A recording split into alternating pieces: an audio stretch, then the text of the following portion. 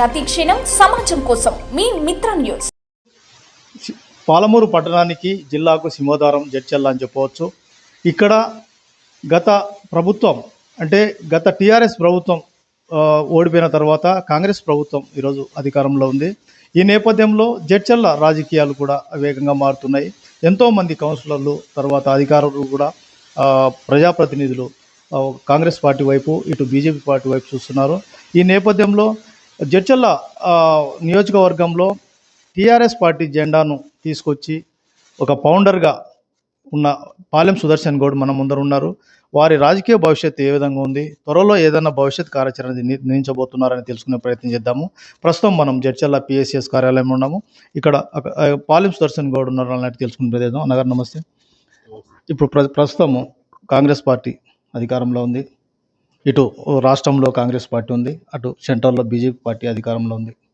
మీరు గత ఎన్నో సంవత్సరాల నుంచి కూడా జడ్చర్లలో పార్టీకి జెండా తీసుకురావడమే కాకుండా భుజాన వేసుకుని పార్టీ కోసం కష్టపడ్డారు. ప్రస్తుతం మీరు భవిష్యత్ కార్యాచరణ అంటే పార్టీ ఏమైనా మారే అవకాశాలు ఉన్నాయా చెప్పే ప్రయత్నం చేయండి. అలాంటిది ఏం లేదు. నేనైతే టీఆర్ఎస్ పార్టీలో ఉన్నా, అందులోనే ఉంటాను. పార్టీ ఏదో ఓడిపోయినంత మాత్రాన వేరే పార్టీలో వాళ్ళనే ఉద్దేశం ఏం లేదు. తెలంగాణ రాష్ట్ర సమితి పుట్టింది తెలంగాణ రాష్ట్ర సాధన కొరకు. తెలంగాణ రాష్ట్రాన్ని సాధించిన తర్వాత మరి ఎంతో అభివృద్ధి చెందాలని, బంగారు తెలంగాణ చేయాలని కలలు కన్న కేసీఆర్కి 2 టర్ములు ప్రజలు అధికారాన్ని ఇచ్చిండ్రు. సహజంగా ప్రజలు మార్పు కోరుతూ ఉంటారు. దాంట్లో భాగంగానే ఈరోజు మనం అధికారాన్ని కోల్పోవచ్చు, కానీ పార్టీ అయితే ఉంటుంది కదా, ఆ పార్టీలోనే ఉండి పనిచేస్తానని అనుకుంటున్నాను. కొంతమంది అంటే మీ సహచరులు కావచ్చు, కొంతమంది బీజేపీ పార్టీలోకి ఇటు కాంగ్రెస్ పార్టీలోకి పోతున్నారు. ముఖ్యంగా బీజేపీ పార్టీ వైపే పాలెం సుదర్శన్ గౌడ్ అనే వార్త అయిన మా అందుబాటులో ఉంది. మీరు బీజేపీకి పరిస్థితి ఉంటే గిన ఎప్పుడు చేరబోతున్నారు, ఎప్పుడు మీరు నిర్ణయించబోతున్నారు? అసలు పార్టీ మారను అన్నప్పుడు బీజేపీ కాంగ్రెస్ అని ఎట్లా చెప్తాను? అంటే ఇప్పుడు ఎవరైనా పోతే కూడా ఎట్లా పోతారు? పోతే కాంగ్రెస్లోకి పోతారు, అధికారం ఉన్న పార్టీలోకి పోతారు. సెంట్రల్ పార్టీ తోటి ఏం పని స్టేట్లో ఉండేటోళ్ళకి.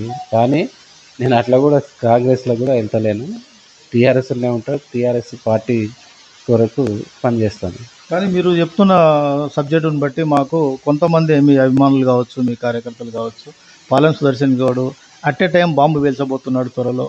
ఇప్పుడు డైరెక్ట్ చెప్పలేకపోతున్నా, ఇటు కాంగ్రెస్ కావచ్చు, బీజేపీ కావచ్చు, ముఖ్యంగా బీజేపీ వైపు ఎక్కువ ఉన్నారని కూడా ప్రచారం అవుతుంది.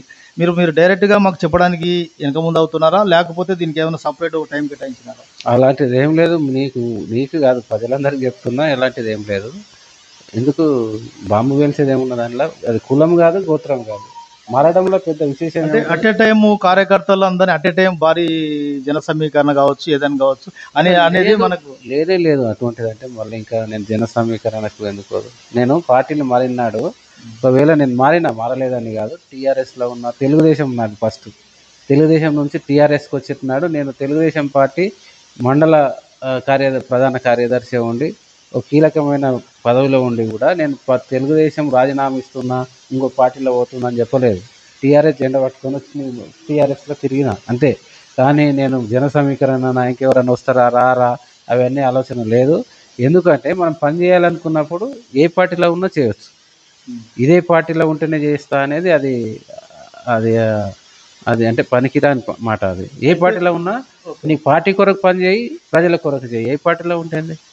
అయితే ఇప్పుడు రాబోయే పార్లమెంట్ ఎన్నికల్లో దాదాపుగా పిఎస్సిఎస్ చైర్మన్ ఉండడమే కాకుండా ఈ నియోజకవర్గ వ్యాప్తంగా కూడా రైతులతో సంబంధాలు ఉన్న ఒక నేత ఇప్పట్లో మీ పేరు బలంగానే వినిపిస్తుంది. ఒకవేళ సీఎం రేవంత్ రెడ్డి కావచ్చు, ఇటు బీజేపీ నాయకులు కావచ్చు, ఒకవేళ మీకు ఒక అప్రోచ్ అయితే మీరు ఏ విధంగా నిర్ణయం తీసుకుంటారు? ఏమని అప్రోచ్? పార్టీలోకి ఆహ్వానించడం లాంటిది.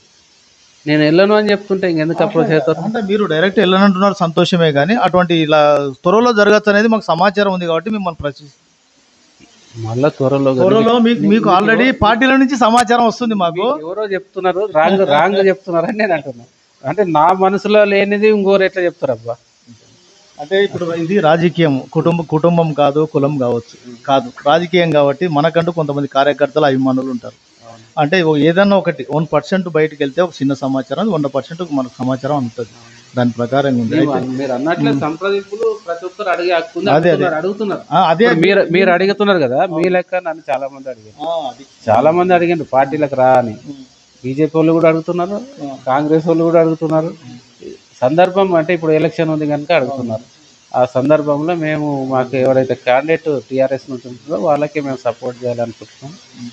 టీఆర్ఎస్లోనే ఉంటాం. ఇది పాలెం సుదర్శన్ గౌడ్ మనోగతం చెప్తున్నారు. మేము ఎప్పుడు పార్టీలోనే ఉంటామంటున్నారు. పార్టీ మారే అవకాశాలు అంటున్నారు. ఎంవి రమణ, మిత్రాని ఛానల్ నుండి మహబూబ్ నగర్.